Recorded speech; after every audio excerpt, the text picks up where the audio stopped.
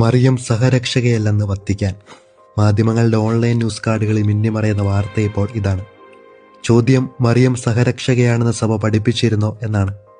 ഇല്ലെന്ന് മാത്രമല്ല, എണ്ണമറ്റ വിശേഷണങ്ങളുള്ള മറിയത്തെ സഹരക്ഷകയായി പ്രഖ്യാപിക്കണമെന്ന മുറവിളി ഉയർന്നപ്പോഴെല്ലാം ബെനഡിക്ട് പാപ്പയും ഒടുവിലായി ഫ്രാൻസിസ് പാപ്പയും പറഞ്ഞു, ആ വാക്ക് നമുക്ക് വേണ്ട. ഇഷ്ടക്കൂടുതൽ കൊണ്ട് നാം ഉപയോഗിക്കുന്ന വാക്കുകൾ അതിശയോക്തി കലർന്നതാകാൻ ഇടയുണ്ടെന്ന്.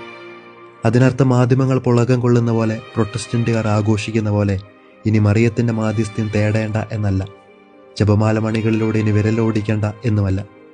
അനേകം വിശുദ്ധാത്മാക്കളുള്ള കത്തോലിക്ക സഭയിൽ ഇന്നും ഉന്നതമായ വണക്കം മറിയത്തിന് മാത്രം. ദൈവമാതാവെന്നും അമലോത്ഭവയെന്നും ഒടുവിലായി വിശ്വാസികളുടെ അമ്മയെന്നും വിശേഷിപ്പിച്ചത്, അൾത്താരയ്ക്കരികിൽ ഇളകാത്തൊരു സ്ഥാനം അവൾക്കായി കൽപ്പിച്ചു നൽകിയത്, എല്ലാം കാനായിലെ കല്യാണ വീട്ടിൽ നിറഞ്ഞ കൽഭരണികളോടെ അവസാനിച്ചു പോയതല്ല അവളുടെ മാധ്യസ്ഥ്യം എന്നുറക്കെ പറയാനാണ്.